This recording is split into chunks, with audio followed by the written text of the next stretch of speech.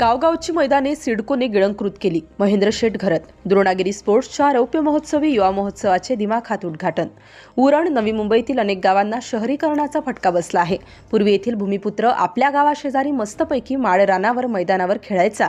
प्रत्येक गावाला गुरचरण होती. मात्र सिडकोने गावगावची मैदाने गिळंकृत केली. त्यामुळे आज गावातील तरुणांना खेळण्यासाठी मैदानच नाहीत. शहरीकरणाच्या नावाखाली सिडकोने भूमिपुत्रांची प्रचंड फसवणूक केली आहे. सुखासुखी खेळणाऱ्या गावगावच्या तरुणांना आपल्या हक्काचे मैदान मिळावे म्हणून लढावे लागत आहे. ही शर्मेची बाब आहे. द्रोणागिरी स्पोर्ट्स असोसिएशन गेली 25 वर्ष युवा महोत्सव भरवित आहे. हे वाटते तितकं सोपं काम नाही. त्यामुळे संस्थापक अध्यक्ष महादेव घरात यांना मी सॅल्यूट करतो. ते माझे जुने सहकारी आहे. द्रोणागिरी स्पोर्ट्स ही भूमिपुत्रांची संस्था क्रीडापटूंच्या विकासासाठी गेली 25 वर्ष धडपडत आहे. परंतु त्यांना आजही मैदान मिळू शकले नाही याची खंत वाटते. आजपर्यंत या व्यासपीठावर अनेक मंत्री आले पण मैदान मिळाले नाही.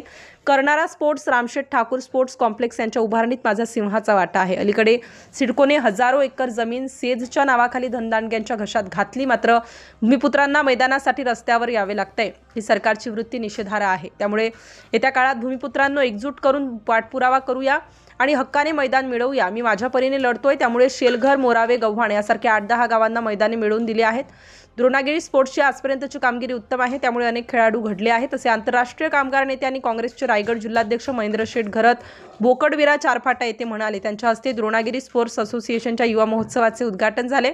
यावेळी माजी आमदार मनोहर भोईर उपस्थित होते. मी माझ्या परीने लढतोय. त्यामुळेच शेलघर, मोरावे, गव्हाण यांसारख्या 8-10 गावांना मैदाने मिळवून दिली आहेत. द्रोणागिरी स्पोर्ट्सची आजपर्यंतची कामगिरी उत्तम आहे. त्यामुळे अनेक खेळाडू घडले आहेत. असे आंतरराष्ट्रीय कामगार नेते आणि काँग्रेसचे रायगड जिल्हाध्यक्ष महेंद्र शेठ घरत बोकडविरा चारफाटा येथे म्हणाले. त्यांच्या हस्ते द्रोणागिरी स्पोर्ट्स असोसिएशनच्या युवा महोत्सवाचे उद्घाटन झाले. यावेळी माजी आमदार मनोहर भोईर उपस्थित होते. यावेळी मनोहर भोईर म्हणाले, द्रोणागिरी स्पोर्ट्सला मैदान मिळालेच पाहिजे. प्रसंगी त्यासाठी सिडकोला दणका द्यावा लागेल. यावेळी सामाजिक, शैक्षणिक, शासकीय, सांस्कृतिक, कला क्षेत्रात विशेष कामगिरी करणाऱ्यांना द्रोणागिरी भूषण पुरस्काराने गौरविण्यात आले. विविध शाळांच्या विद्यार्थ्यांनी संचलन, लेझिम पथकाद्वारे मान्यवरांची मने जिंकली. राष्ट्र माझा न्यूजसाठी संजय गायकवाड, उरण, रायगड. घडामोडी जाणून घेण्यासाठी राष्ट्र माझा लाईव्ह न्यूज चॅनलला सबस्क्राईब व लाईक करा.